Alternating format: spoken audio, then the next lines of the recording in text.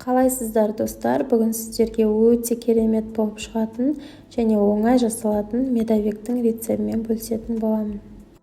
Ол үшін алдымен 100 грамм сары майды алып, үстіне 160 грамм қантты қосамыз және 2 столовый ложкамен мед қосып және астын баяу қойып, газға қойып аламыз.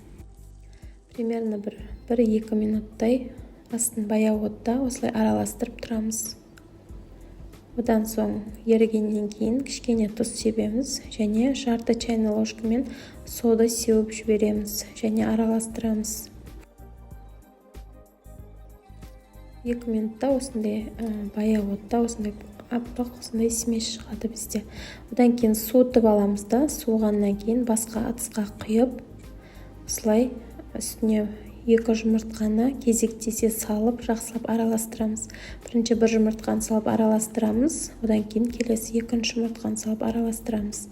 Одан кейін 400 грамм ұнды қосып, примерно 400-410 граммдай ұн керек кетеді. Соны қосамыз да осылай қамыр илейтін боламыз.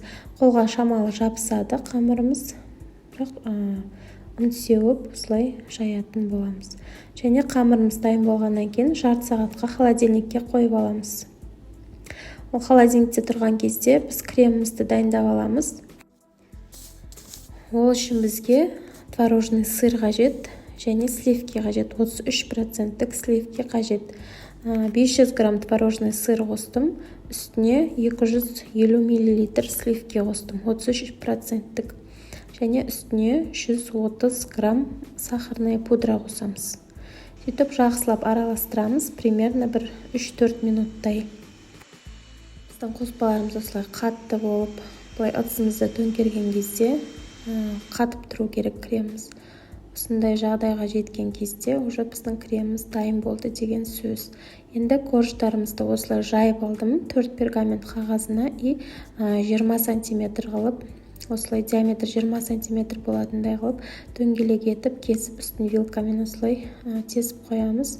Одан кейін 180 градуста примерно 4 минутта піседі. Әр корж 4 минутта піседі 180 градуста. Одан кейін суығаннан кейін уже кремімізді осылай жағып, тортымызды жинайтын боламыз. Өте дәмді болып шығады және оңай жасалады. Міндетті түрде дайындап көріңіздер. Кез келген дастарханның сәні болатын осындай медовикті дайындап көріңіздер. Өте оңай рецепт. Және видео ұнаса достарыңызға таратсаңыздар болады. Және менің каналыма жазылуды ұмытпаңыздар.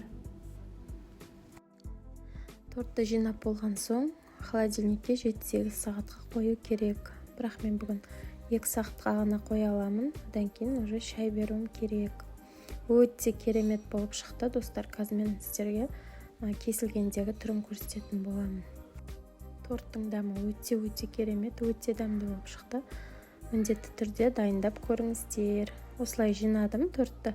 Жаңа қалған корждар бар ғой, соларды блендердан өткізіп, осылай жан-жағына қойып, клубникамен әрлеуге болады. Кез келген өзіңізге ұнайтын фрукты, ягоды салып, ортасына күшті қылып әрлесеңіздер болады.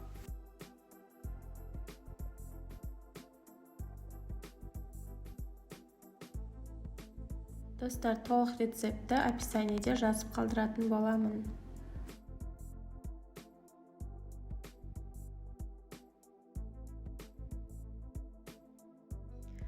Бисмилля деп кесіп дәмін көрдік. Өте керемет, өте дәмді болып шықты.